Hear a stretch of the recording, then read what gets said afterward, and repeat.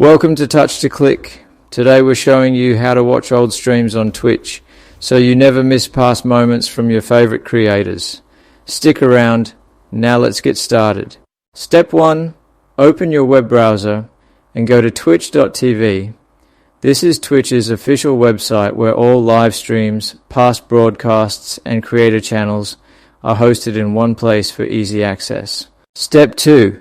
Use the search bar at the top to type the name of the streamer you're looking for, or simply select a streamer directly from the homepage if you see one featured there. Step 3. You can also click on the streamer's name from the left sidebar, which is useful if you already follow them and want quick access to their channel.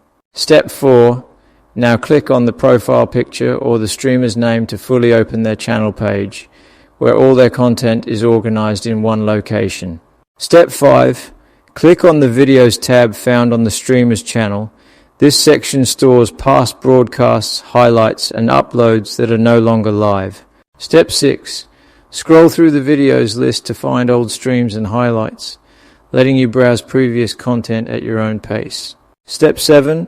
Click the right arrow if it's available to load and view even more past streams, especially if the streamer has a long streaming history. Step 8.